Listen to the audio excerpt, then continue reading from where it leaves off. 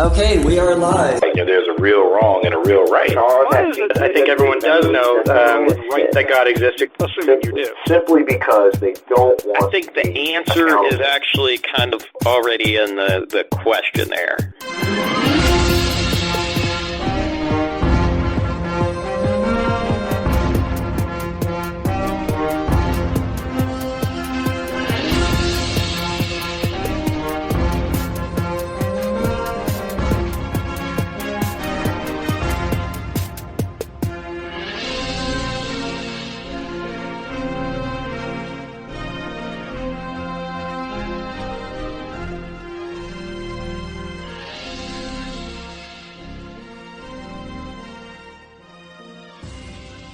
We are the Mentionables.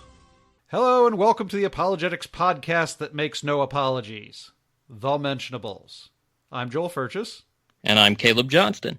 Today on The Mentionables, we teach you how to behave. And speaking of behavior, why send your kids to those perverted secular schools when the best school is in the home? Or is it? I honestly don't know, because that's Caleb's topic. We'll find out. But first, I'll give you a choice, Caleb. Do you want to do a thumbs up, thumbs down, or a love song, worship song? Let's do a thumbs up, thumbs down tonight. Okay. Well, we only have one question left in the pile. So this one is a question, and we ask that listeners please submit your thumbs up, thumbs down in the form of a statement. But we'll do the best with what we've got. Here it is. With characters like Wonder Woman and Captain Marvel, is it time that we shuttered the House of Ruth? Can we show women that are man enough for combat, yet admit that they are vulnerable enough to need help? You want to take that first, Caleb? No, I'm still trying to sort through exactly what they're asking here. Okay, so as I understand it, the question is, we've got this sort of thing that's occurring now, especially in movies and somewhat in comic books as well, where they are portraying women in roles of superheroes and spies and action heroes in general, and you've got these sort of, tough woman deal, but the problem is that they're more or less all Mary Sues. They can't do wrong, they can't get hurt, they have no flaws, and so the question is, could we possibly portray strong female characters in those roles, but give them vulnerabilities and make them, sympathetic heroes, if you will. Okay. I'm going to give this a thumbs up. I think moving that direction would be good. I think that a couple places have already done it, not so much on the big screen, but on the small screen. The Jessica Jones series on Netflix by Marvel was really good, I think, in showing a balance of strengths and weaknesses there, albeit in a gritty way, but I think it kind of already moved in that direction. Now, if we could see some of that on the big screen, I think that would be a good move in the right direction, but I think we have to kind of say the same in that while male superheroes have some problems, and I would say Peter Parker and Spider-Man's probably the exception, because he is so relatable, especially to, a teenage boy. Mm-hmm. But, I think some of those male superheroes could use a little more weaknesses as well. They've got some character flaws, but in terms of dealing with the real stuff that people deal with every day, we're still not seeing that on the big screen either. I don't think we've seen many characters struck with depression and crippling anxiety on the big screen for male or female superheroes. Yeah, so, the general sentiment I would give a thumbs up to. It's very difficult to relate to a perfect character, if you will. And right. I think that when you move in the direction of, for lack of a better word, PC, it's the ultimate sin to show the character with any sort of weakness or problem. A flawed character is the best kind of character. But then again, if it's a sin to show a particular minority with any kind of flaws or weaknesses of character, then it's difficult to portray them in a sympathetic way because you can't give them any kind of human aspects, if you will. Now, having said that, I didn't see Captain Marvel. I couldn't talk about that, but I felt as if Wonder Woman was a very human character. Sure, she was unstoppable in combat, but she had certain naiveties. She had, a softness of heart, and she felt sorrow and regret and all of those things. So I felt as if she was a human character. I went into the movie expecting her to be, this flawless individual, but they gave her, sympathetic aspects and so forth. So I didn't have a problem with that.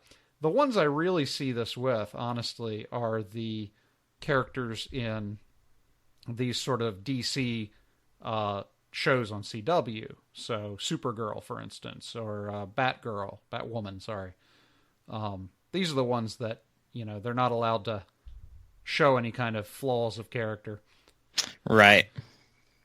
But at any rate, yeah, I like the idea of having, human characters, regardless of their sex, gender, age, all of those things. Yeah, I completely agree with you. That's what's always been the draw with Spider-Man for me. Yeah, Spider-Man is a great draw for comic book geeks because comic book geeks just happen to be, nerds like he is. Right. All right, so you want to go first or shall I? Sure, I'll go first. Yeah, let's do that. I don't know how often you get to do that, so let's make you the star. Sounds good. So today, Joe, we're going to talk a little bit about homeschooling.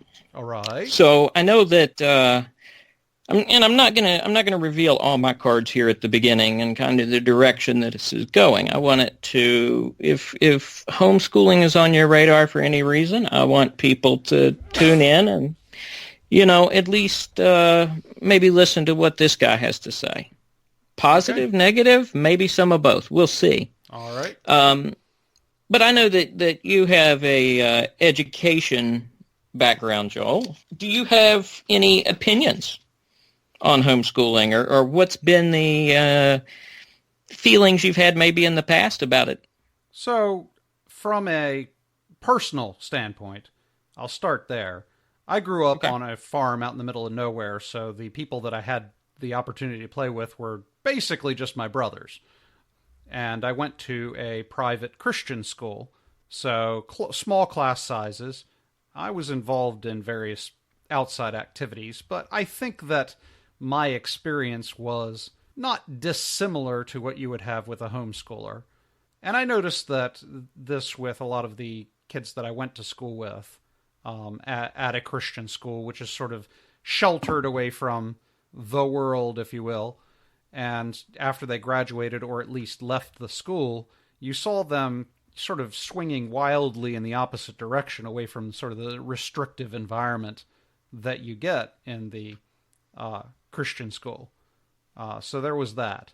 And then, I started to realize as I went to college and so forth that I had to kind of adjust to more of a social atmosphere than I had grown up with. And I'm not ashamed to admit that I kind of socialized late in life, or later than most, and I was always wondering why people thought I was weird and so forth.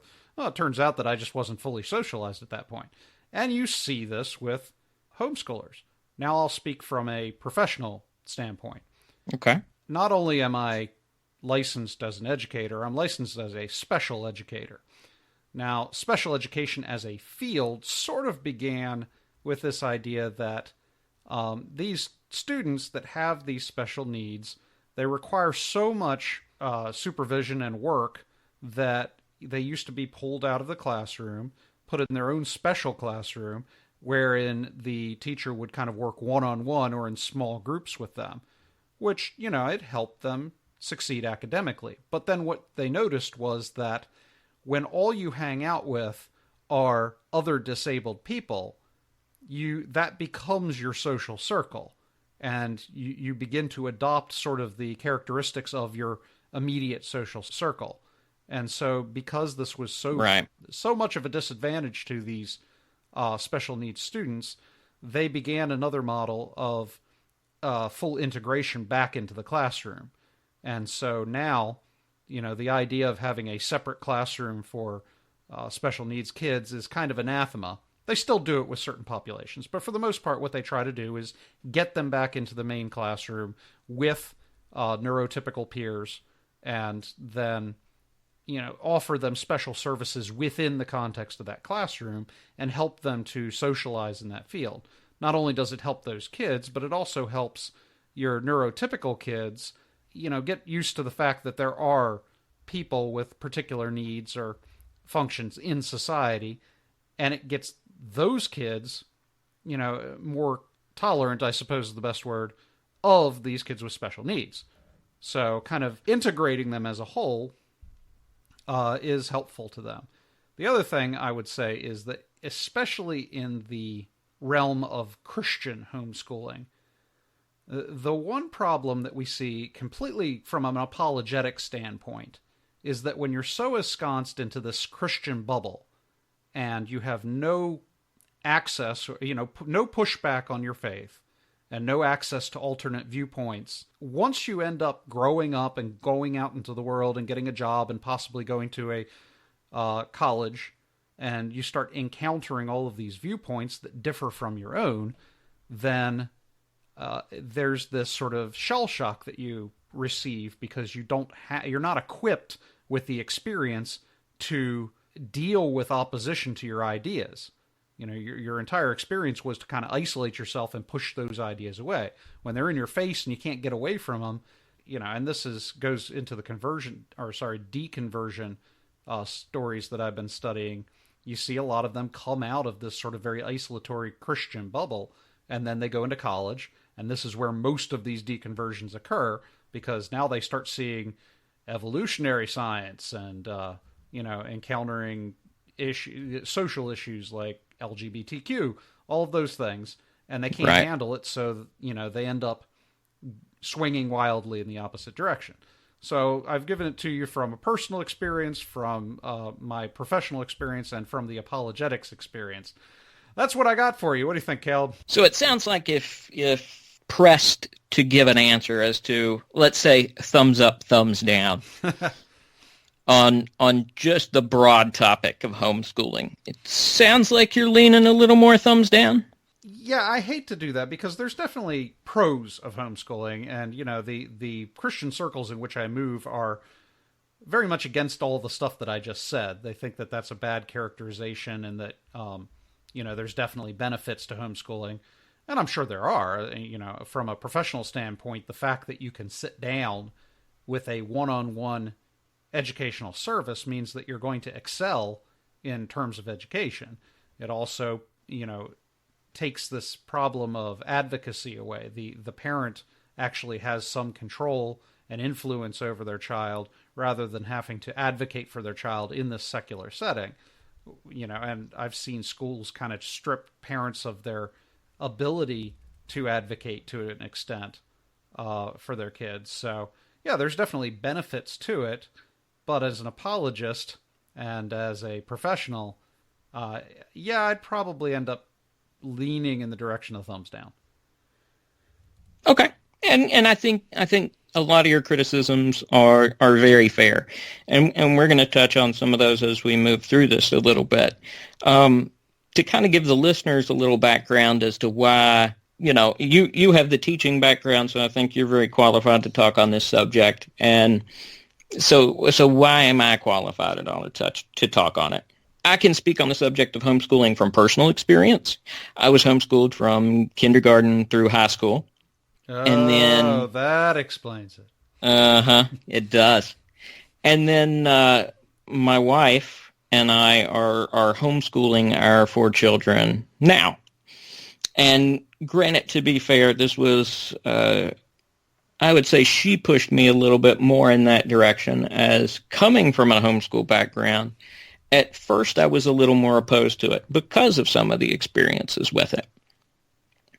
And as I've grown to reflect on that more, I'm much less opposed, and especially given the fact that her education was for teaching. So she would be teaching them whether they were in school or whether they're at home.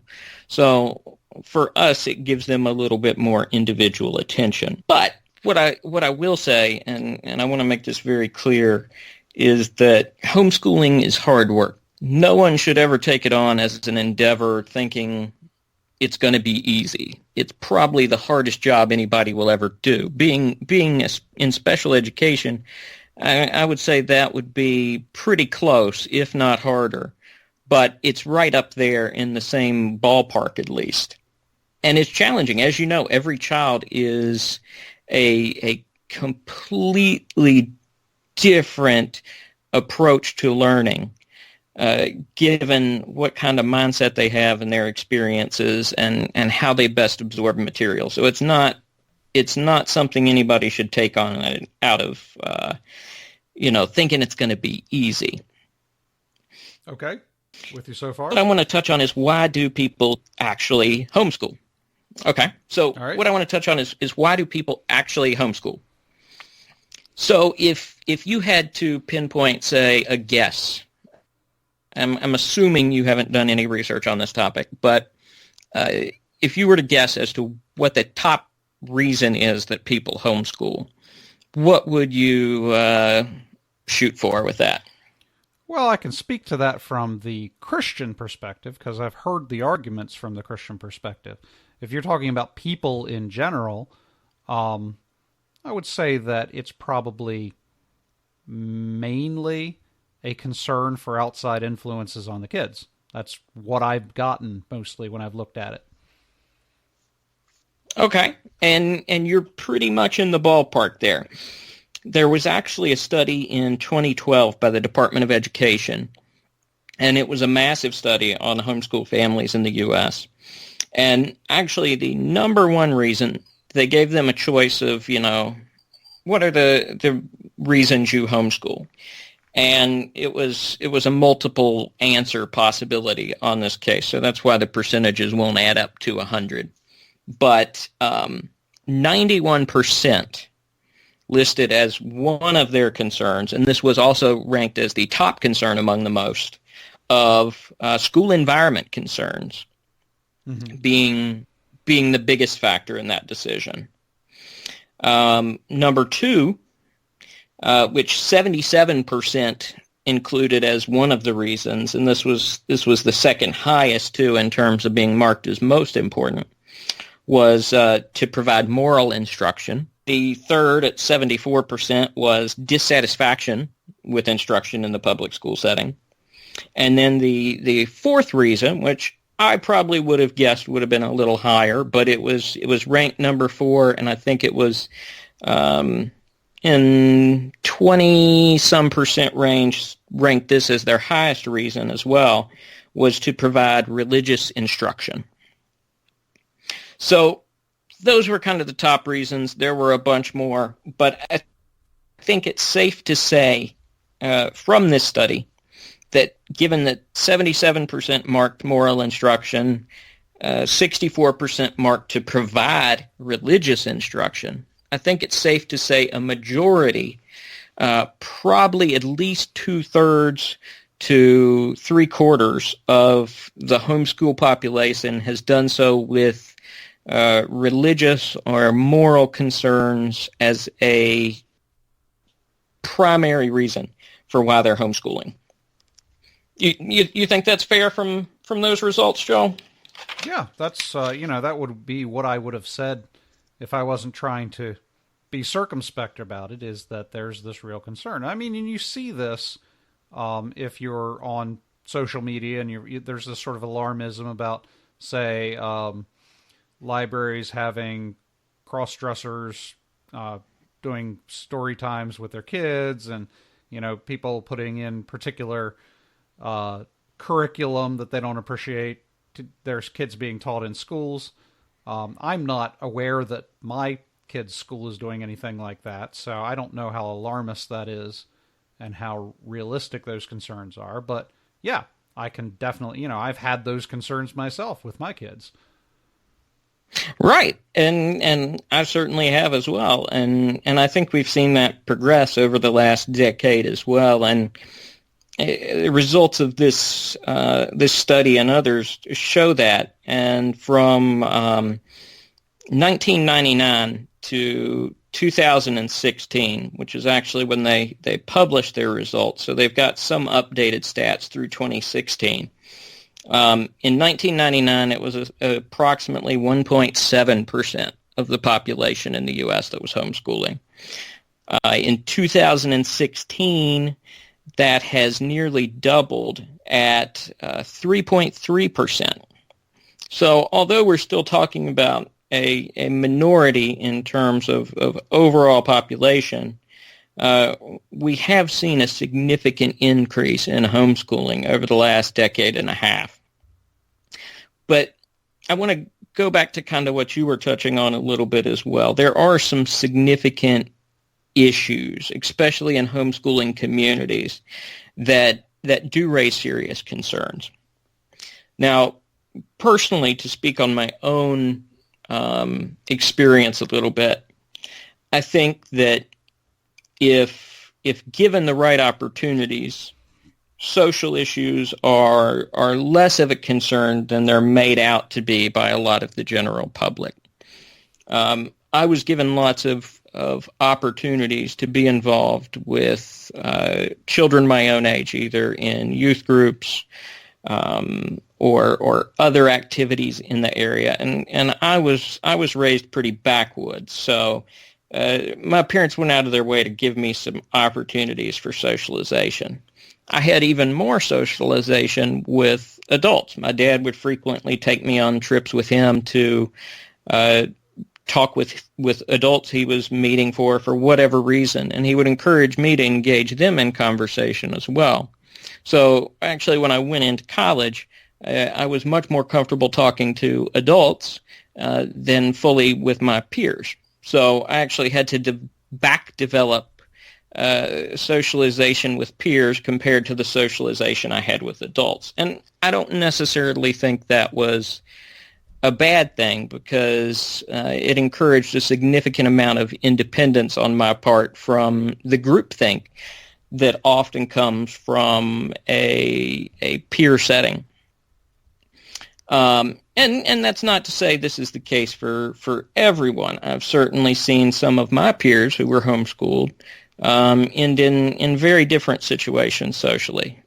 Most of them function just fine, but as you mentioned, going from any environment that's highly restricted, like a private school, or in many cases homeschooling, to a wide open world of freedom, you see things loosen up and people take chances that they may have not had they known a little more about the world before being thrown into the deep end. So I certainly think that's one problem there, is that, while it may not be as big of an issue as it's made out to be publicly, I know back when I was being homeschooled, socialization was the big thing. Well, your kid's not going to be social. Your kid's not going to be social. I think that with the right opportunities, and particularly in this day and age, when socialization isn't even necessarily happening in public school environments as much as it was, because everybody socializes where now, Joel? Yeah, on Snapchat and Instagram and FaceTime. Exactly.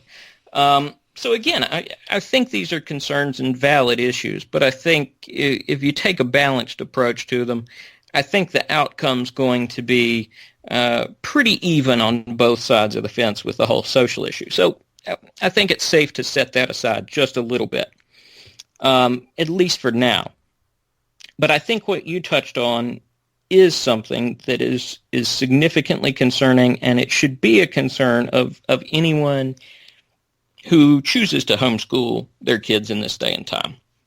And I think that's the fact that because so much of the motivation behind homeschooling is religiously driven, it has a tendency to take a overly religious function in the way it is taught. So, for example, I think the kind of key way we see this right now with things is in homeschool curriculums.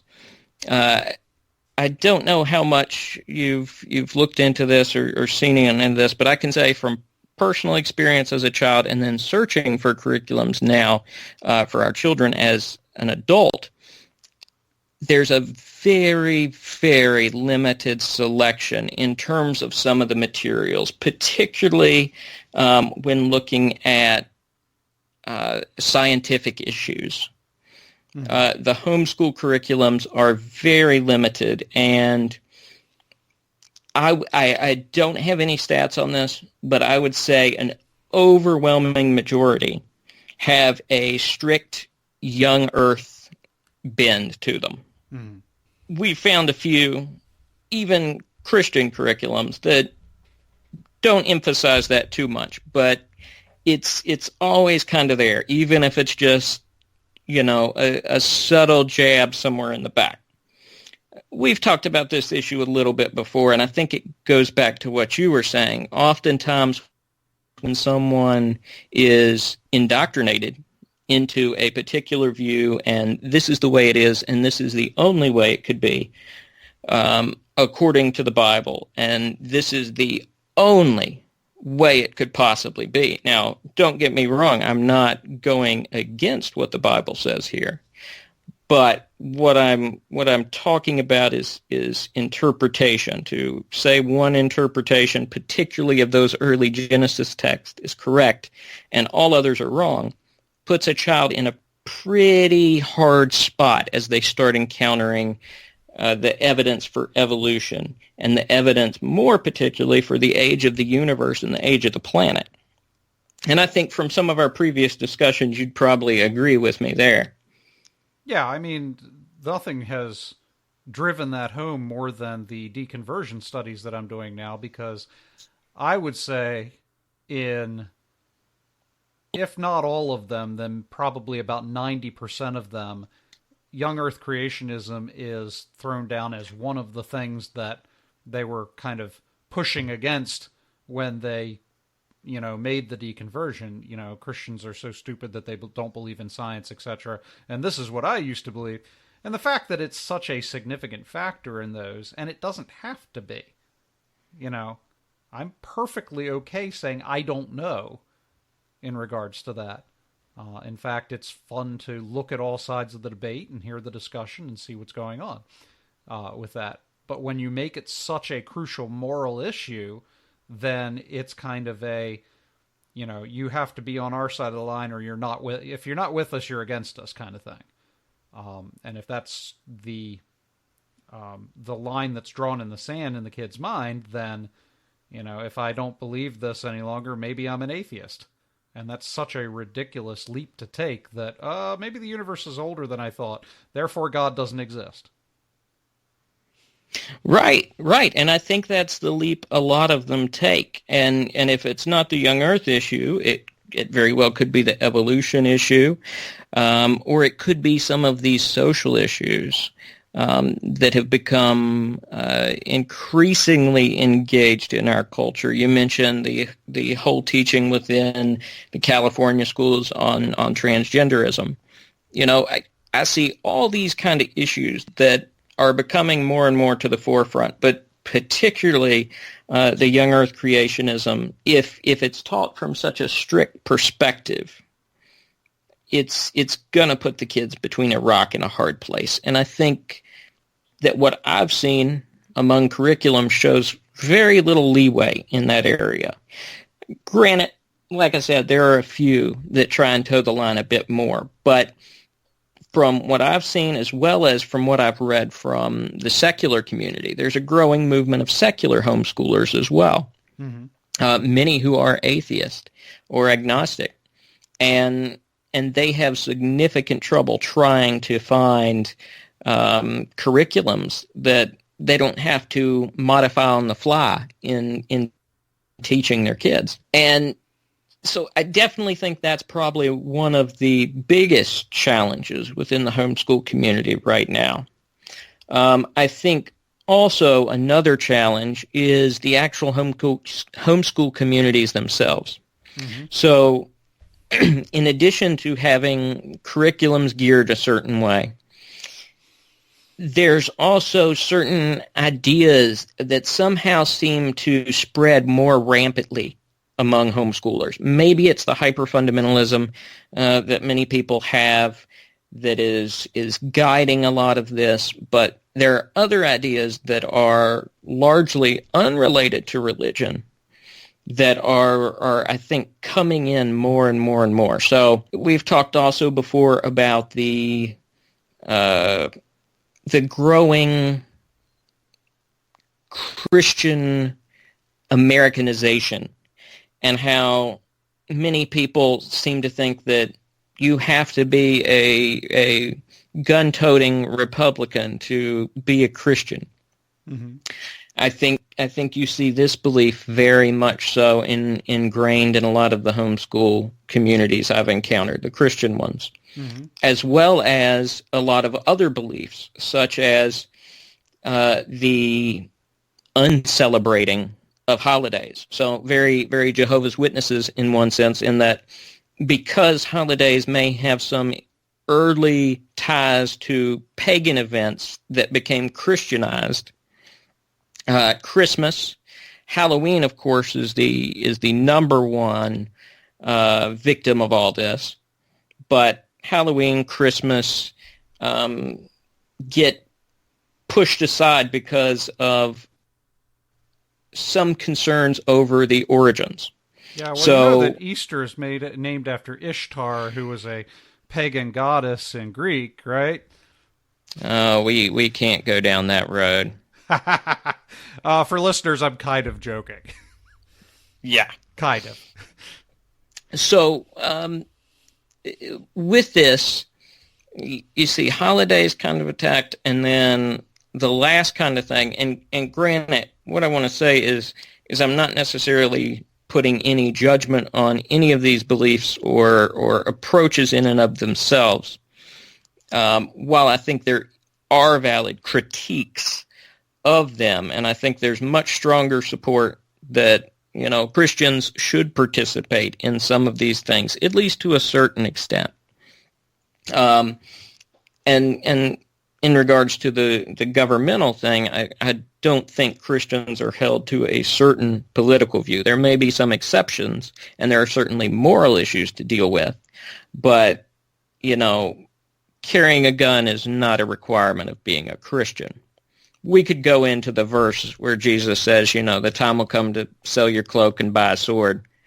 And, immediately when they actually use those swords down the road, he heals the guy's ear that was chopped off.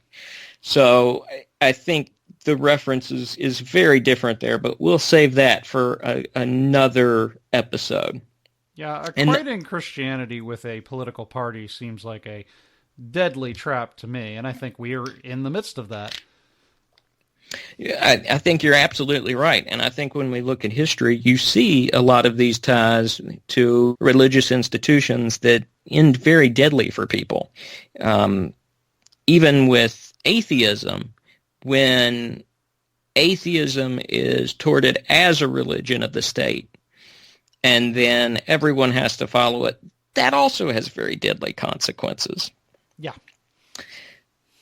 And so we've got all that going on. And I would say, again, I don't have percentages on this, but I can say from my personal engagement with both local communities and communities on the internet, this seems to be an overwhelming majority.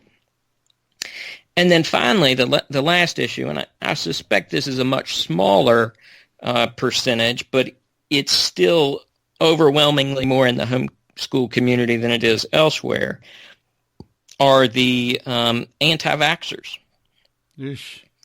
Now, Now, granted, I've read through and studied some of their reasons. I understand some of the concerns, and I do believe that there are some serious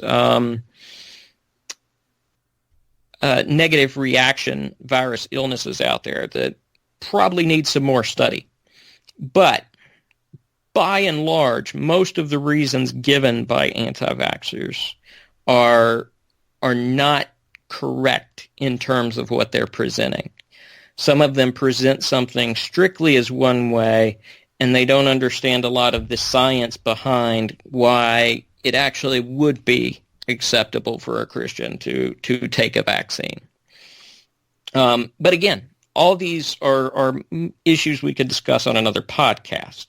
Sure. The picture I'm trying to paint here is that within a large percentage of the homeschool community, you're getting groups that hold to a very strict, hyper-fundamentalist view in many cases. And then, in addition to that, you have these other factors that are isolating the kids. So they're instantly going to see liberals as evil in many cases. They're going to see people who vaccinate as crazy or evil.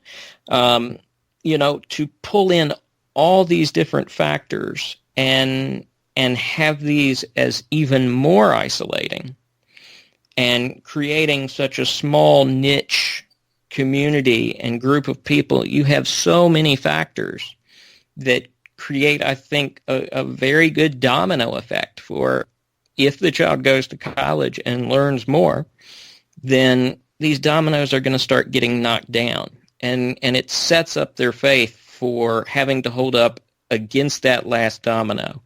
And that's really not an easy thing to do. And granted, these issues are one thing, but when you see them lined up, from anti-vaxxers to having to be a particular political party to not getting to participate in the holidays that your friends and other family are, to your beliefs about the age of the earth, and then you get hit with a bombardment of new information. I'm sure there are plenty of homeschoolers that aren't even aware of what the theory of evolution is. So I think it sets up a very dangerous scenario by and large. But I don't want to kind of end on that negative note. What I want to talk about for just a second before wrapping up this segment is what can parents do to succeed at homeschooling? Before I kind of dive into my suggestions here, Joel, as a professional educator, what kind of advice would you give for parents in the homeschool community? What would you say that are some of the greatest advice you could pass on in that direction? And I want to preface by saying as well, while you may still hold to some or all of these issues we talked about, we want to talk about overall things that can be really good, even if you are of a young earth belief. What can people do to truly educate their children? All right, in terms of pure education, man, I have so much educational theory under my hat. In terms of education, what you want to do is you need to find out what kind of a learner your child is. So when I say that, I mean, I'll break it down into two types of learning that I'm talking about. The first type of learning that I'm talking about is sensory. How do they best pick up information? So some people pick up information extremely well visually. So they can pick up information off of a screen. They can pick up information if they're looking at you when you're talking. If they read through a book, things like that. It's a very visual style of learning. If you demonstrate it so that their eyes can see it. Other people pick it up very well auditorily. I'm kind of like that myself. If I'm driving in the car and I've got an audiobook on, I'm picking it all up. If you're not an audible learner, then you're kind of phasing out on what's going on in the audiobook. You're paying attention to the road and you're not hearing what it's being said. You're just not picking any of that up. So Auditory learners, visual learners. The third type is kinetic learners. A kinetic learner is somebody who has to actually be doing it with their hands. So if you sit them up there and show them stage by stage how to build a birdhouse or how to play a card game, if they're a kinetic learner, they're not going to pick any of that up. You actually have to sit them down with the birdhouse in hand and then walk them through it step by step as they're doing it. So you figure out what kind of learner your kid is that way, and then you style your learning, your presentation of the material to that kind of learning so that they pick it up the best. The other type of thing that you need to know is whether they're an analytical or an intuitive thinker. Let me see. How can I explain that without getting deep into it? An analytical thinker will sit there and they'll plot things out step by step. So they're really good at those like visual puzzles or word problems and things like that. Intuitive thinkers tend to think in terms. They're very quick thinkers. They'll look at a situation, they'll pick the situation up the way it appears, and they'll be able to have insights into that situation. An analytical thinker can't do that. They're very confused by quick thinking, by situations where they have to come up with a quick solution. So I have no time to unload 8 years worth of educational theory over the microphone, but figure out what kind of learner your kid is and then tailor the material to their learning. There you go. I think that's great advice, Joel, and I think you're 100% on point there. Like we were talking about earlier, everybody learns differently, and I think you laid it out for the listeners very clearly in some practical ways of looking at that and really learning what kind of learner they are. And I think that's very important. To tag a couple other things onto that from a practical sense, and again, I've learned these from reflecting on my own experience as a homeschooler as well as learning with my kids. One, I think given the culture and the materials that are available right now, any parent who chooses to homeschool is going to have to find some way to balance their curriculum so that they are not tainting it too much to even maybe one producer of these curriculums, but get a variety and certainly make sure that the material you teach is teaching the subject fairly, even for viewpoints it may disagree with. I think along with that, parents and children need to engage cultural issues together. You have to avoid that social isolation, but you also have to avoid cultural isolation. As Christians, we're called to be in the world while not being a part of the world. But we are in the world, so we have to know what is going on culturally if we're going to handle it the right way. So I think issues like transgenderism and how it's being taught in the public schools has to be addressed by homeschoolers as well. While the approach may be different, and it certainly varies depending on the age of your child, and it still is something that has to be engaged. It can't be an issue they go completely unaware of until college. And then don't wait, along with that, don't wait to show other sides of things. If you're a young earth creationist, show old earth views, show theistic evolution, at least have the children to be able to have a full grasp of what those concepts are in their own setting versus what they're described as from maybe a young earth perspective.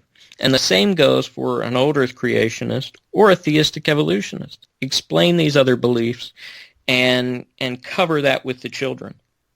And along with that, I think that studying other religions is very important. We're going through world history this year in our curriculum, and we're spending a couple weeks on Islam and the birth of Islam and what it teaches, and we're covering each of these religions as we go through history in a way that I think is very fair to that religion in terms of not being negative in the way of this is wrong, this is wrong, this is wrong, but instead let's look at it and study it from a historical perspective. Even though we're going to come back to the Christian worldview, let's take a look at these other perspectives. Let's understand it. What do you think's good about it?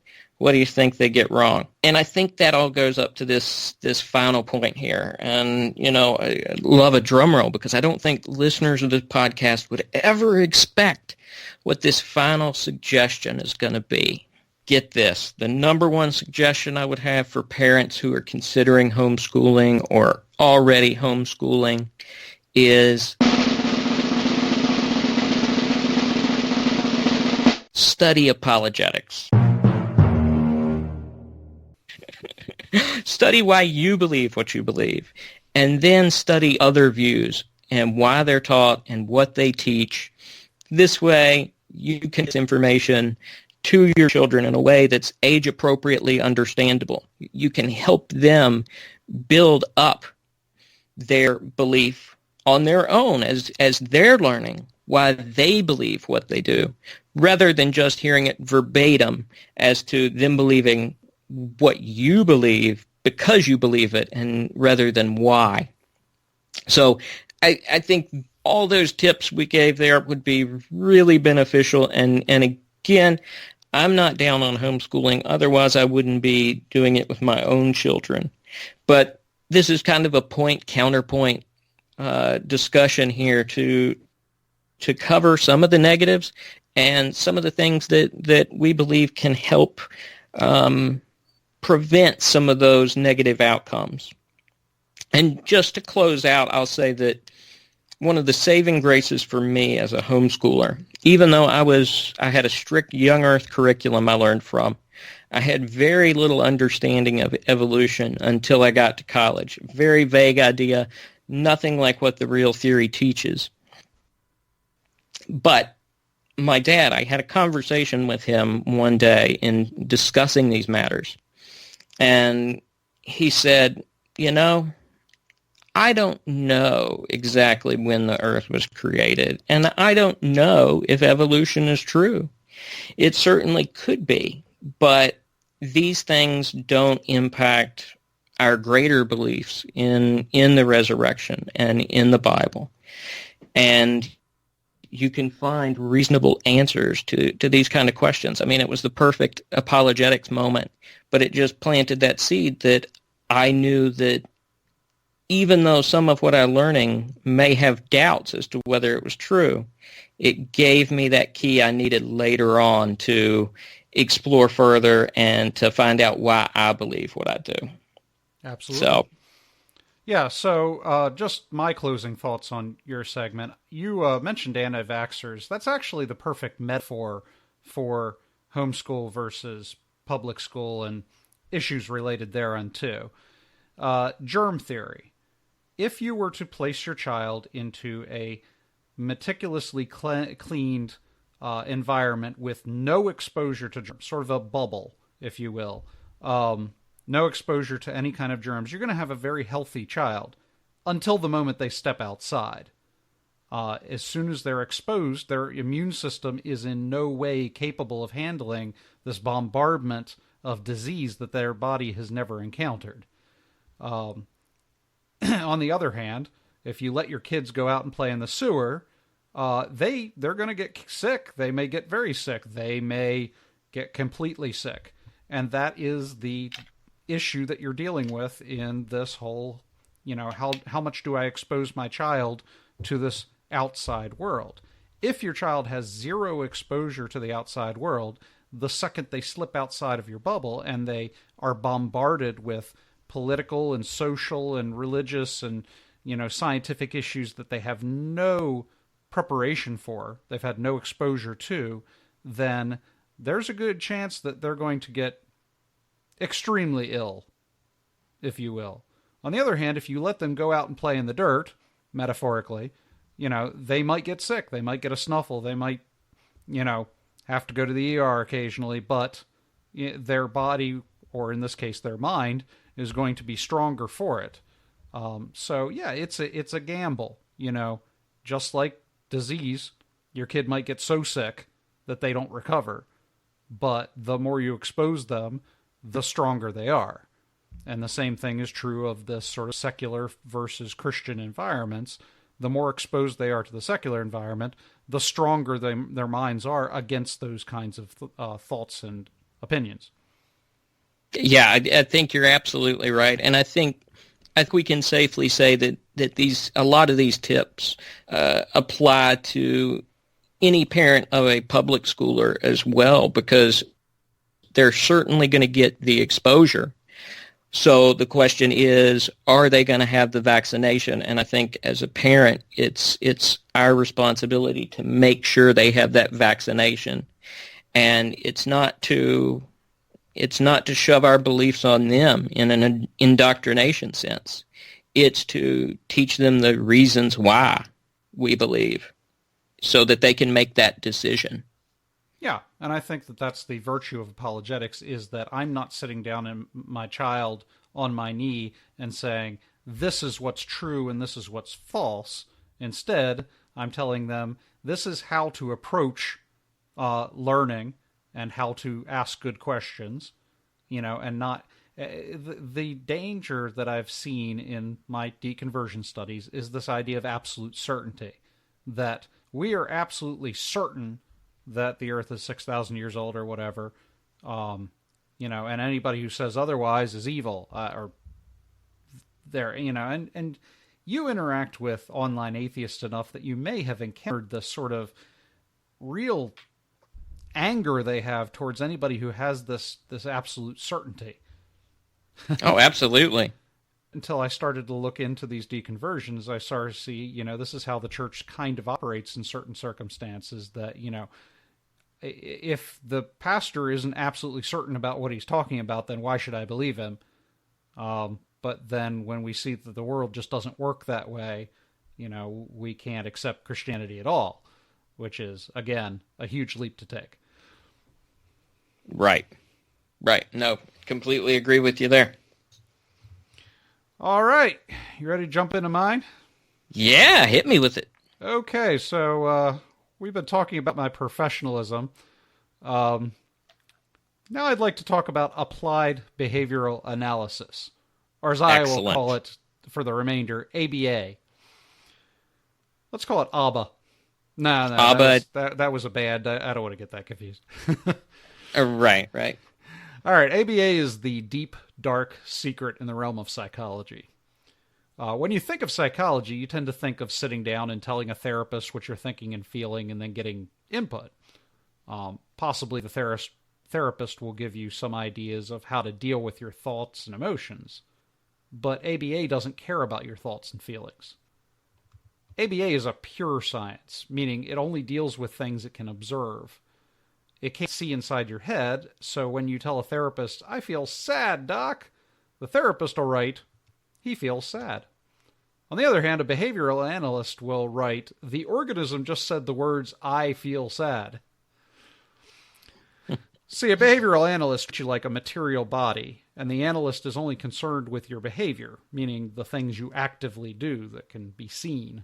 All that mushy feeling stuff is what a behavior analyst would call private events, meaning they can't be seen, so they really can't be treated. So, under ABA, what can be treated? Just the things that you do. So if you're, say, OCD, and you have to turn a light switch on and off 10 times before you exit a room, the therapist is going to try to put you in touch with the obsession and have you pay attention to them, be mindful of when you're doing them and then try to take control of them, which is all fine and well. And it kind of trades on this idea that you have freedom of will and you have an ability to take control of your own brain. But on the other hand, a behavioral analyst will look at the behavior and say, how can we change this behavior? So they're not focused on what's going on in between your ears. They're focused on your hand flipping the light switch on and off. And they don't suppose that you can get control at all. They assume you're an organism and that your behavior is the result of your genes and environmental forces, and that you got to act that way because of those things. And then if your environment gets you to act one way, and a change in the environment gets you to act a completely different way. So what a BA, a behavioral analyst, if you will do is to identify what happens that is triggering the behavior and what is the result of the behavior after it's done. So they call that ABC, the antecedent, the behavior, and the consequent. So what happens immediately prior? So in the case of the OCD, like you're exiting the room, that's the antecedent. And then the behavior is you flip the lights on and off. And what's the consequence? Well, I don't know. You get stimulation from the lights. You get to exit the room. That remains to be seen. Okay. But yeah, as the behavior analyst, you might change out the light bulb or deactivate the light switch. So you aren't getting that stimulus when you try the light switch. And that way you'll know, are they doing it to see the light flash on and off? If that doesn't happen, are they not receiving the consequence that they're looking for? Or is it just the mere act of feeling the switch go on and off that triggers, or, that is the consequence of the behavior they're looking for? So after that, the behavior analyst will give you some kind of attention when you don't go for the light switch. But then they're going to make sure everybody ignores you when you go for the light switch, because removing attention from it is removing what we would call a reinforcer, something that would, encourage the behavior. So some kind of combination of removing the result for doing the bad behavior, but offering good results, praise when you do the good behavior, eventually eliminates the bad behavior. So if you were to exit the room without flipping the switch, and I were to say, "Good job, Caleb, you did it," you're getting attention from refraining from the behavior, but you're getting zero attention when you do it, and you're not getting a result from flipping the light switch on and off. So what I'm saying is you change the environment, and you offer rewards for good behavior, and then typically we don't like to go for punishment. Punishment's kind of frowned upon in ABA. Right. But what we do go for is extinction, meaning that we try to eliminate any kind of consequence for the behavior. Now, if you're thinking in terms of child rearing, not getting a consequence for the behavior sounds, bad. If your kid steals the cookie, they need to get a consequence, right? Right. But I'm not talking about that kind of consequence. For stealing the cookie, the consequence is getting to eat the cookie. Meaning that which results from the behavior. Right. If the consequence of stealing a cookie is getting their hand slapped, that's an unpleasant consequence. We're removing the consequence they're looking for, which in that case would be eating a cookie. So at any rate, that's kind of a rundown of behavioral analysis. You fix the behavior by changing those things which surround the behavior, what we would call the topology of the behavior. So try to see what's triggering the behavior, then you change the trigger, you change the consequence, and therefore you change the behavior. But, so what do you think of, you probably know about ABA already. What are your thoughts on it before I go on? Yeah, we don't really realize how much we utilize this without even knowing it. In looking at ABA, it's very much a reflection of processes we kind of use and experience in work environments or in school environments, and it's putting it in a much more clinical sense of actually studying that behavior, and rather than hitting it with a shotgun blast of 10 different things to try and extinguish the behavior or create a new behavior, it's actually looking at it and trying to pinpoint something. Mm-hmm. And I think it has a lot of value in a lot of different settings, because people do learn differently, and as we just discussed. And I think I'm actually going through foster care classes right now, and given the requirements that I agree with in regards to corporal punishment, A lot of the activities we use to improve behavior, particularly in foster kids, would be very much an ABA type model in terms of why are they doing this, what can we do to extinguish this or to create a new behavior. So yeah, I think it's something at a layman level that's used a lot, and we just don't put it in those kind of terms, but it can be very beneficial. Yeah. I mean, the thing about ABA is that compared to any other field of psychology, it works. ABA is possibly the most successful kind of treatment for any sort of psychological problem that people have. And, if you compare that to therapy, the way that therapy works is you go in for a session, you leave the session, and it's treated a lot of the symptoms. You're a repaired individual for that period of time, but then you have to go back for another session because the problems return. So, there's this maxim that psychology never fixes anything. It just alleviates the problem temporarily. But that's the thing about ABA, is that it actually fixes the problem. Yeah, absolutely. So you don't hear much about ABA, and it's not done to people much in terms of like the full therapy. As you mentioned, yeah, we use ABA all the time, especially as parents. You punish the kid when they do something bad. You hopefully reward them when they do something good. Mm-hmm. And if that reward is in terms of praise rather than giving them treats, then that's the best kind of motivation. Because that at some point that becomes self-reinforcing. If every time they've done something good and you give them praise, eventually they're going to feel good just because they did something good. Because they associate the good act with that praise. Right. At any rate,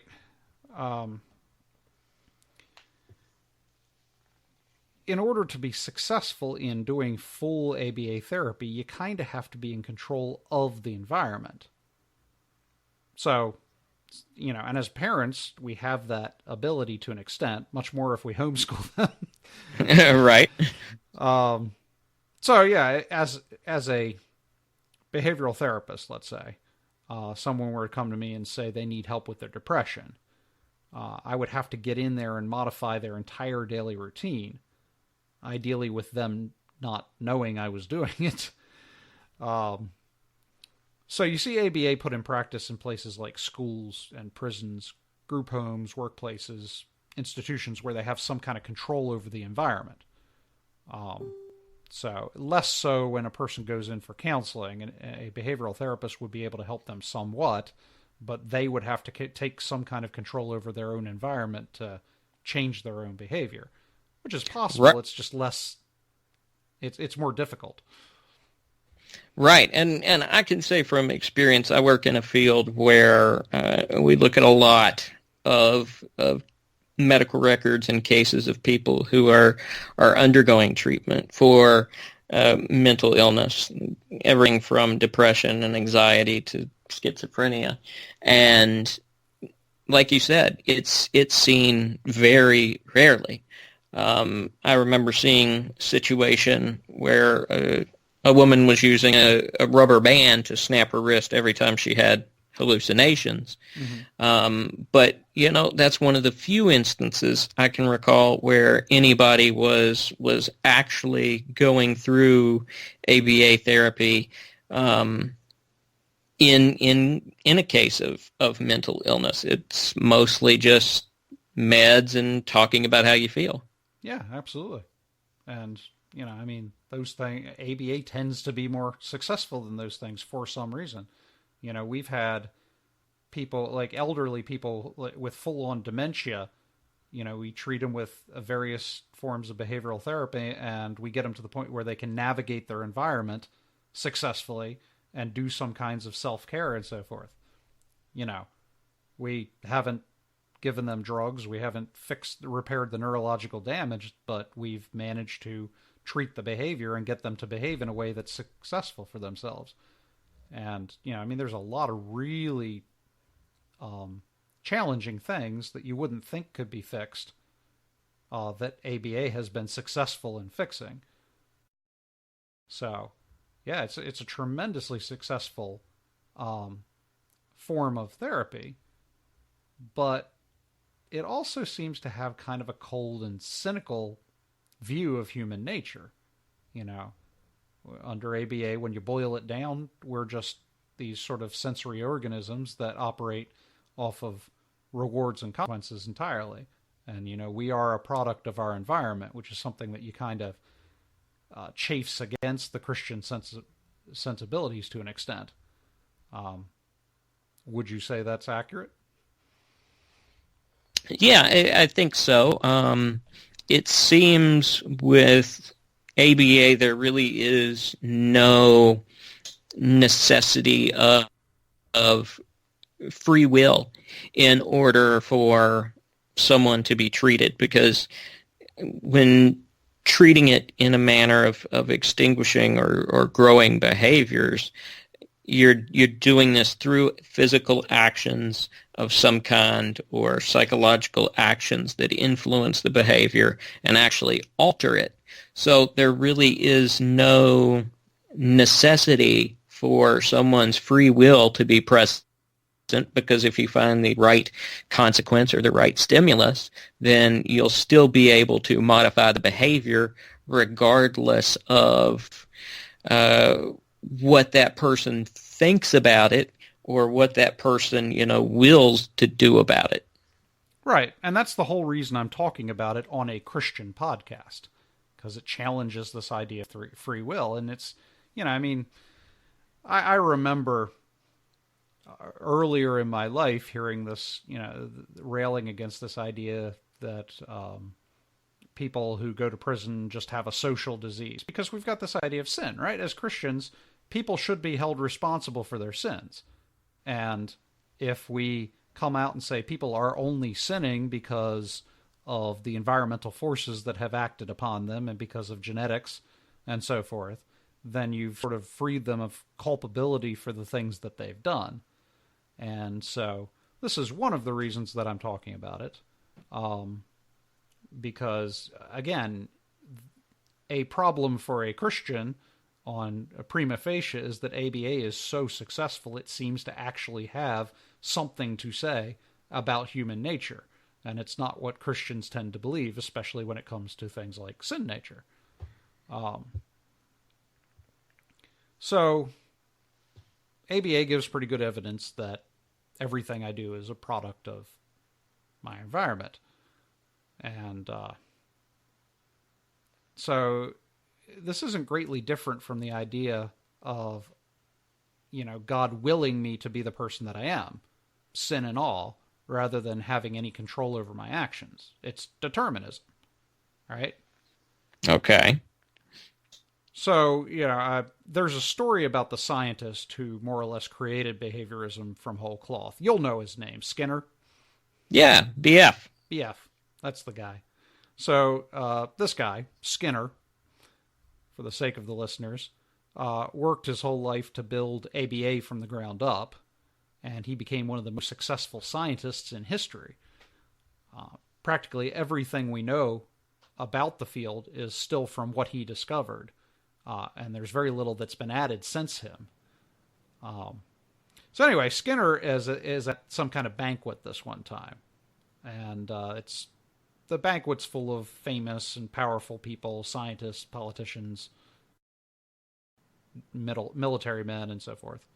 And he's sitting at his table, and there's a general sitting next to him on his left. And the general, has kind of cornered him and is giving him this big lecture about free will. The general's kind of getting down on him and lecturing him about how people have free will and so forth. And so Skinner takes a second and writes a note on his napkin, and he passes it to the guy on his right. And the note says, basically says, "Watch, I'm going to program this guy to do karate chops." So then he starts to ignore the generals the general's talking to. And the general's giving his lecture, and he starts gesturing with his hands to get Skinner's attention. So Skinner starts paying attention to him again.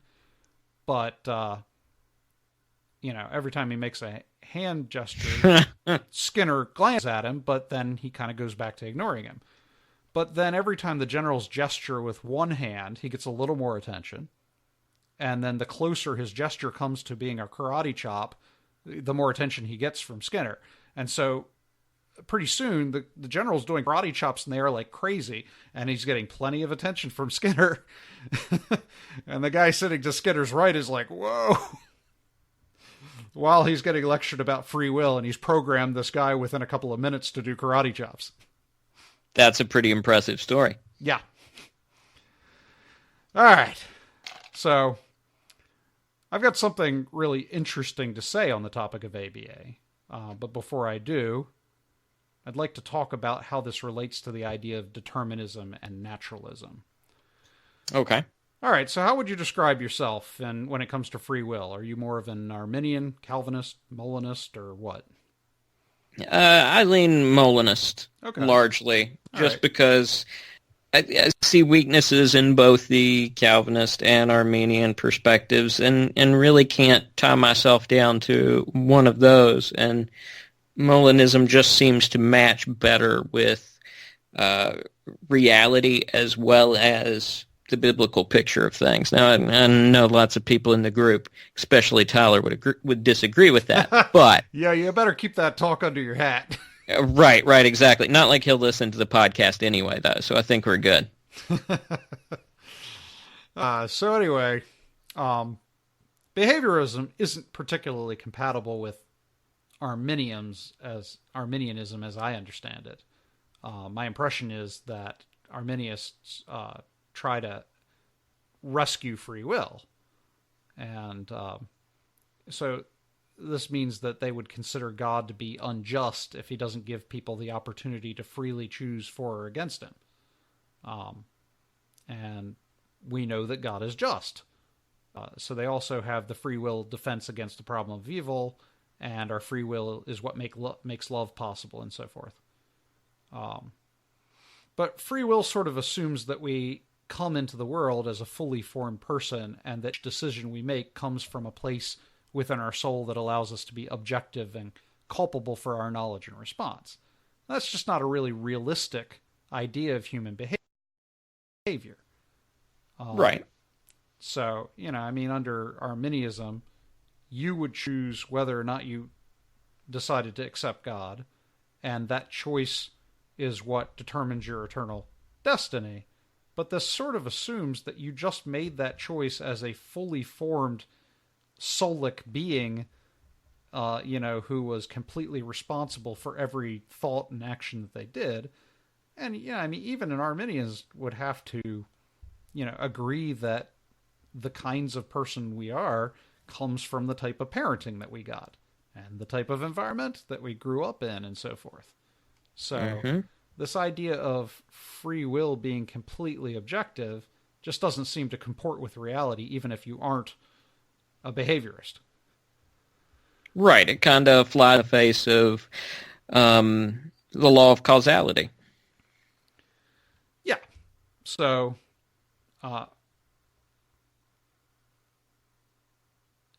yeah, okay. Molinism, if you'll excuse me, seems to have the same problem. It sort of assumes that we will absolutely choose a certain way when put into a certain position. So God knows how we'll choose in that position, and then he puts us in the position wherein we would choose closest to what his will is, so that he kind of accomplishes his will while allowing us to have free choices. Is that correct, or have I gotten that wrong? In a sense, I think that's kind of on point. My own interpretation of it, if you will, is a bit more in that God knows the possibilities that could result from anything within reality.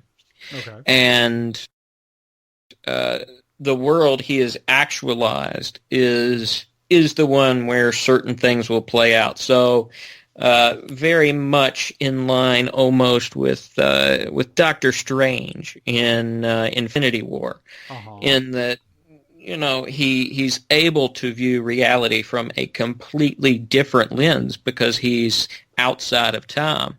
So while he knows possibilities, our free will still plays out in that we're completely free to make our choices. However, he has actualized a world that will ultimately result in his purposes for it. All right, but the choices I make under a particular circumstance are almost entirely influenced by every other circumstance I've been in. So, that's not greatly different from God, determining how I will choose. It's different than him taking the steering wheel and pushing me in a way, but by determining circumstances I'm in, he's essentially determined how I'm going to choose or the kind of person I'm going to be. A little bit of a Calvinist bent on Molinism there, but I'm following you. Well, I'm not embracing Molinism at this choice. I'm actually making a counterpoint against it. Okay, I know. Yeah. So Skinner, he said he could take an infant. You're probably familiar with him saying this. And as long as he had complete control of the kid's environment, he could turn the kid into a sinner or a saint based on what kind of control he had of the environment. And there's some evidence that that's true. Okay. So this kind of indicates that if God wants a person to make a particular choice in a particular situation, he can get that done through control of the environment alone. And one supposes God has that kind of control. So, behaviorism, I think, is most compatible with Calvinism. Okay. Granted, it's a much more naturalistic method than Calvinists would tend to admit, but I don't see why it can't simply be the mechanism by which Calvinism would be said to operate. So, for instance, what is greatly different from God reaching into Pharaoh's heart and hardening it versus God putting Pharaoh in a circumstance and an environment where he grew up to be a kind of guy who would harden his heart. The end result is the same. It's just different means. Right. All right. So, now that I've said all of those things, I want to share something I found in my study of ABA, which I find absolutely fascinating. You've been setting this up for the last half hour. I'm just absolutely on the edge of my seat here. So it's a thing called rule-governed behavior. Now, before I get into that, in your training in psychology, have you heard of that before? Probably at some point, but it's not one of those kind of buzzwords that's stuck with me because I probably haven't heard it in about 10 years. Okay, that's fine. Well, let me lay it out then. Okay, yeah, please do. All right, so behaviorists will say that everything you do is contingent upon reinforcers, which I've already talked about. This means that your actions are the result of either reward or punishment. So everything I do is based on getting a key or spanking afterwards. Now, before the listener objects by listing daily routines and how none of it is a particular reward or punishment, the point that behaviorists will say is that your motivations for life are gradually built up by way of association. So, for instance, you're married and you're married to your wife because at one point you looked at her and were rewarded by a physical attraction. An immediate chemical reaction in your brain. So this reinforcer increases as the two of you start canoodling, and you've had heavy reinforcement to your attraction. So now you associate your wife with the reinforcement you got in the early stages of the relationship. You're probably no longer making out at every possible moment, but by way of association, your relationship is still founded on your history. And everything the two of you have done since is part of a chain reaction of reinforcement that started way back then. Right. It's probably changed significantly over time, but again, it's a chain reaction, and it's built up to where it is. So all of that is explainable through ABA. And there's a point at which behaviorists get stumped, though. And this is the point they call rule-governed behavior. Okay. So let me give you the definition. Rule-governed behavior is behavior which is controlled by a rule, as the name might indicate. But this rule isn't reinforced right away. In fact, it may never be reinforced. The rule seems to be its own reinforcement. And a rule isn't a result of a behavior. So let me give you an example from my tech. Okay. It says, suppose that a piano student practiced dutifully every day for several months in preparation for a statewide competition, at which she received a first-place award for her solo piano performance. Although some might believe the award reinforced her persistent daily practice, they would be mistaken.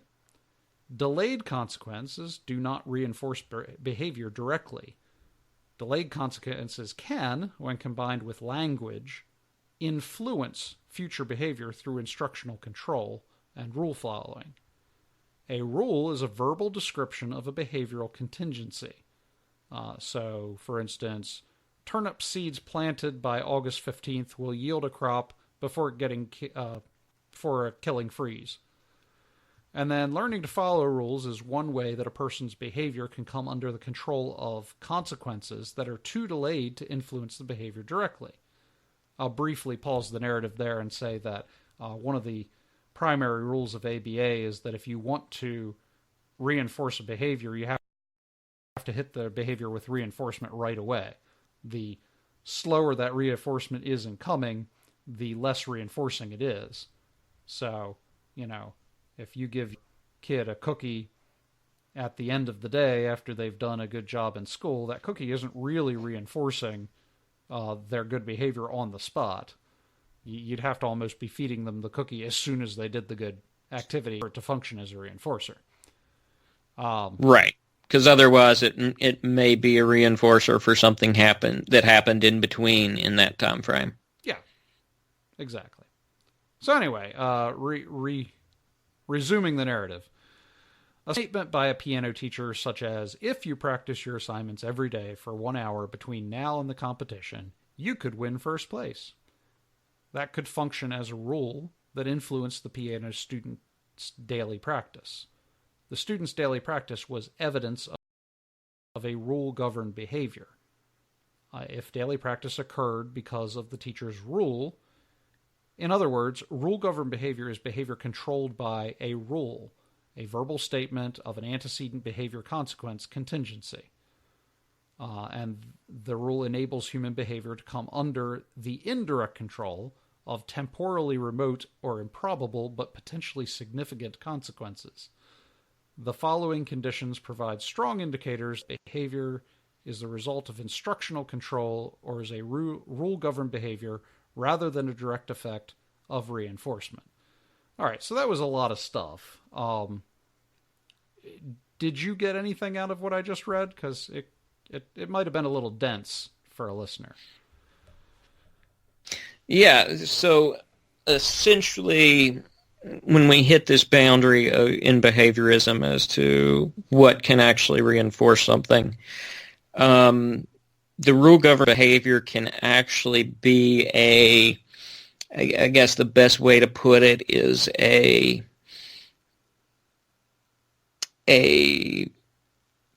future predictive indicator in some situations of a behavior that will eventually occur. Yeah, well, I mean, in a sense, the statement itself is its own reinforcement because it creates a virtual, it creates a virtual construct of antecedent behavior consequence that exists more in the mind than it does in reality. So if I say that, for instance, donations to the poor build good karma that will come back to you in the end, suddenly that statement alone becomes a motivation to give to the poor because there's this virtual construct in your mind that you're building up good karma. Nothing you could prove or, see in reality, but the rule itself is its own reinforcement. Okay. So this means yeah, go ahead. So if I tell my child, you're gonna get a timeout when we get home, because of your behavior here. If you do X, Y, and Z in the store, you're going to end up with X, Y, Z consequence at home. Then that would be that rule governed behavior. Yeah, to a degree. Yeah, because you're setting up the antecedent consequence antecedent behavior and consequence virtually in front of them. Right. So what this means is that people can adopt certain moral laws or standards that are not immediately reinforced by praise, attention, or cookies. The statements are, in fact, self-reinforcing. And going back to the karma example, a similar example in Christianity would be that Christ said to lay up reward in heaven, not on earth. I mean, this is a virtual construct of laying up reward in heaven, and yet it reinforces itself. So, rule-governed behavior is kind of a mystery to behaviorists. They can't really figure it out because it defies everything we know about human behavior. And it isn't particularly common that we can relate something you do to some environmental factor you encounter somewhere in your life. But it is at least possible for humans to rise above their rote behaviors and adopt transcendent laws or motivations, and virtue literally becomes its own reward. So, I gotta say, I was amazed when I found this in the books, because otherwise behaviorism is pure determinism. And it admits this. So we kind of sweep rule-governed behavior under the rug, and we don't talk about it much. Well, okay, we do, because it just kind of becomes a bucket that we can dump behaviors into when we don't understand why they occur. Right. But anyway, before I kind of come to a crescendo on that, you have any thoughts so far?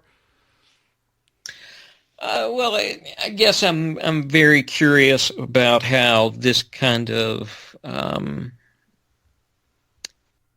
influences your perspective on the Christian worldview at this time, because I could see that also playing very nicely into a atheist or agnostic worldview in terms of how religion has developed, and why religion has been beneficial up to a certain point. So how does this kind of play out for you? Well, I don't. You're absolutely correct. They could say that religion is a virtual construct. I gave the example of karma, and clearly you and I don't believe in karma. So the fact that karma could be formed into a rule-governed behavior doesn't mean that rule-governed behaviors become sort of a silver bullet that slays naturalism. At best, I could say it's a foot in the door that explains how humans are different than, say, rats. You can't get a rat to... you can't program a rat's behavior by rule-governed behaviors. They are lingual constructs. They're a result of sentient thought. Very different things there. Yeah. Yes, they're a result of sentient thought. So, that's an interesting thing, that it's something only humans have access to. And it's because we're able to conceptualize things in our minds that are different than the types of rewards you get that are purely biological or physical. So, yeah, you could use a rule-governed behavior against a person. Let's do it all the time. Mm-hmm. But the fact that we have this idea that, if you honor your father and mother, your days will be long upon the earth, you can actually have a God that gives 10 commandments, and you could you have a construct under which people will follow those commandments without getting the cookie afterwards. Mm-hmm. Because it's a self-reinforcement. All right. Now I want to throw this back to a previous episode. Okay. I don't think you were here for the episode I'm referencing, but at any rate, in behaviorism, we more or less operate by the principle of the carrot and the stick. Right. If you reward a particular behavior, that behavior increases. Eventually, the person comes to associate the reward with the behavior, at which point the behavior becomes self-reinforcement. Meaning that if your mom gives you lots of kisses when you make your bed, eventually the routine of making your bed is going to have sort of a comforting feeling to it. You've associated that activity with the comforting result that it had at one point. And then if you punish a particular behavior, eventually the person will associate that behavior with the punishment, and the behavior becomes unpleasant through approximation. Approximation. So your dad hollers at you every time you leave the door hanging open, and eventually seeing the door hang open is going to have an uncomfortable feel to it. So it's pretty basic stuff. Carrot, stick, behavior. But this brings us back to the dilemma from the previous episode, wherein we asked, do Christians only behave out of the fear of punishment or greediness for reward? Heaven. And here, behaviorism is the double-edged sword. Because if the atheist is going to be a scientific and empirical thinker, they would have to follow the science and realize that we all behave the way we do for the carrot-stick principle. Everything we do is motivated because some history of association that we consider good behaviors, some kind of reward, and bad behaviors, either because they aren't a means to an end, like the good behaviors, or because they have some kind of punishment associated with them. So behaviorism sort of disarms this atheist notion that people can reach deep inside and yank out altruistic behavior. They do what they do because of genes and environment. So, they would accuse a Christian of only being moral out of fear or out of desire for reward, when in fact, we're all moral for those reasons. If you're following behaviorism. Right. Anyway, as we've discussed in a previous episode, if you allow for Christ's work, there's a third option to the carrot stick. And that option is essentially rule-governed behavior. We put it in the previous episode that we behave morally as Christians out of gratitude. So like the New Testament says, we love because he first loved us. We forgive because we've been forgiven. And we imitate God like children imitate their fathers. So, surprisingly, behaviorism, which seems on the face of it to be sort of anti-Christian, actually comports quite nicely with Christian belief. Not only does behaviorism offer a third option to the carrot or the stick, the third option being rule-governed behavior, but absent the self-reinforcing higher law, all we are left is with punishment and reward, and the atheists lose the high ground they thought they had, because they have to realize that they behave out of programming, reward or punishment, like the rest of us. Any final thoughts on that? Yeah, I think that's really interesting. I actually think, and granted, I'm much better at kind of reading through and conceptualizing these things than I am about speaking them out, but I think that actually works rather nicely with the Molinist view in a lot of ways. But rather than kind of go down that whole road, I think that the biggest thing that strikes me with that is this linguistic reward in the future that is what we would describe as rule-governed behavior. It's fascinating to me that, in John 1:1, Jesus is referred to as the Logos, the Word. Just really, really interesting, the implication that has for this ultimate principle that governs beyond strict determinism and incorporates some of these other things within the Christian worldview that fall outside of what can strictly be said from just your carrot and stick. And I think that, that choice of Jesus, the love in reality, not Disney love, but the choice to love someone. I think it's really, really interesting how that fits in there, and fascinating that, Jesus being referred to as the Logos when that's literally what we're talking about here is a linguistic rule. Yeah, and I could get way into the nature of language and how it functions in the Christian worldview, but I don't think we have time for that. No, but very, very fascinating stuff. That certainly gives me some significant things I'm going to ponder tonight. I'm going to have to reread a few things thanks to that as well. Yeah. I'm really glad I stumbled upon that. Well, before we wrap up, do you want to talk about the recent Pew report that came out? I think we briefly touched on that with earlier, or did we? No, we didn't touch on that earlier in the episode. Yeah, so... We talked about it pre-episode.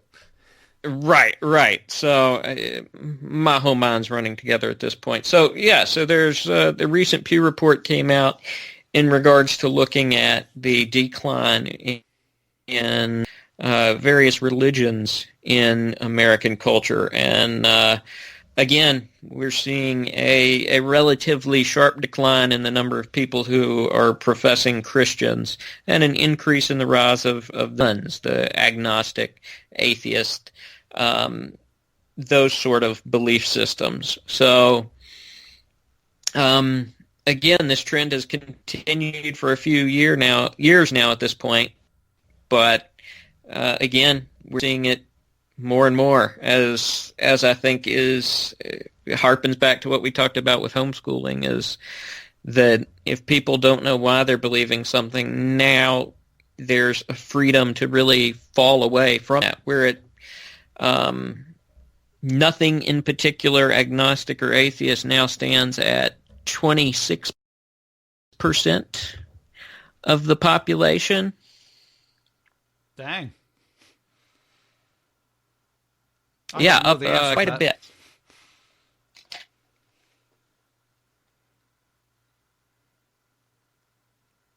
Still with me? Yep, I'm still here. Okay.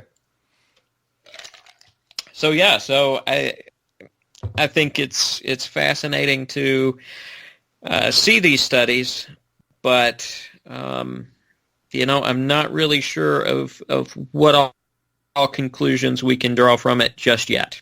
Okay, well, I'll jump in on that point. The last time they released this study was in 2015, and at that time period, you saw the same kind of thing they're talking about now. You saw a reduction of self-professing Christians, and this rise of the nuns, which means basically you have a couple of options on that survey, and you could say that, hey, I associate with this particular type of religion, or that, yeah, I kind of believe in the spiritual realm, and things like that, what they call spiritual but not religious. And then none isn't the same thing as saying an atheist. It's more like saying I don't know and I don't care kind of thing. I'm not going to get into all that religious stuff. They definitely don't want to go to church. They want to sleep in on the Sundays, but they haven't gone whole atheist or agnostic. It's not a part of their life. They don't take a stand on it. So none is your, typical secular person that just, it's not their bag. They don't want to talk about that or think about it.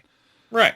So at any rate, yeah, there's that. And so at first the study kind of looked like this one, but the thing that they drew out, the particular thing they drew out in that study was that, yes, there are less people proclaiming or saying that they associate with a particular religion. But the people who are religious, specifically Christians, who still say that they're Christians, tend to be more devoted and more participatory in their religion than in the past. So what they ultimately were able to conclude from this is that you're losing sort of the cultural Christians. You're losing that sort of fuzzy gray area in between, of people that said they were Christians, but they didn't really participate. They didn't commit. In other words, what you're seeing is the same thing. Your politics and most other issues is a polarization of society. the people who were sitting on the fence before have chosen a side. They've decided they definitely aren't Christian. And the other people sitting on the fence decided they definitely are Christian. So in society, you're already seeing this polarization, and that's what you were seeing in this 2015 survey, was the result of the polarization. You didn't have any fence sitters. People definitely knew that they weren't religious, or they definitely knew that they were. Right. And you were losing that middle ground. And so when this newer one came out, I assumed it was just more of the same. The thing was, the 2015 survey took a look at the trends since 2005. It was a 10-year trend. And then the most recent one took the trend since 2009, again, a 10-year trend, which means that what we saw in the 2015 survey sits somewhere in the middle of what we're seeing in the newest. We haven't lost all those people more than since 2015. We've just lost this many people since 2009. So the trends that we're seeing are only about 5 years on from the 2015 survey that they did. And at that time, what they were able to conclude was, we're not really becoming less religious, we're becoming more polarized. So when I read this newest survey, I was looking for that nuance. I saw it, most of the places that published it didn't publish the actual survey. They were just reporting on the survey, and they were using kind of dramatic headlines and, these apocalyptic ideas that the world's either coming to the end or finally America's becoming secular or whatnot, depending on their viewpoint. So I was looking... Wait. Hold up a sec. Yep. You're telling me that media headlines are sometimes designed to skew people in one direction or another? Are you kidding me? Well, if they're designed to do that, the person writing it is already skewed in one direction or the other. Okay, I was being facetious. Carry on. I understood that. But at any rate, so I was reading through it looking for that nuance, because I figured, that they had the same idea back in 2015, but when you dug out the numbers and really looked at the results, it wasn't what they were saying. And so I was looking at the numbers when I read it. And the thing that really hit me was the decline in church attendance. And, in my mind, I was like, oh no, Christians are less committed than they were. Because, in addition to the decline in people saying they're Christians, there's been a decline in church attendance. So, no longer is that nuance where committed Christians are more committed and, everybody else is not Christian. It looked like Christians were attending church less, and so that it was no longer it was as bad as they were saying, essentially. So that hurt the first time I read through the data. The second time I read through the data, I realized when I was looking at the church attendance thing that they were talking about overall church attendance. They were not talking about people who claim that they're Christian are attending church less. They're saying there are less people coming into churches, which makes sense. Right. So once again, the data is a little deceptive. Yes, less people are claiming to be Christians, less people are coming to church. Absolutely. And again, it's a result of this polarization that we're seeing, which is honestly more political than it is religious. True. But church attendance isn't down among actual Christians. It's just down because everybody else is separating off. So does that mean that, actual Christians are super religious or super committed? I don't know. I don't have the data to come to that conclusion. In 2015, that was the case. It said that, religious people were actually more committed than they had been. But the 2019, the most recent one, doesn't give that information. So I can't say.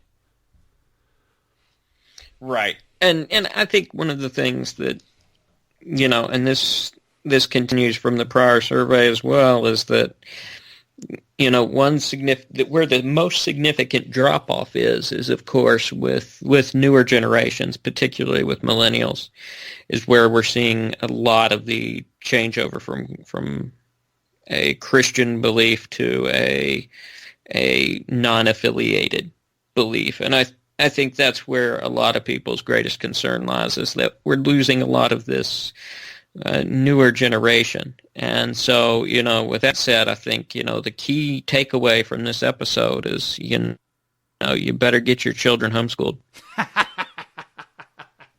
Oh, way to bring it back around.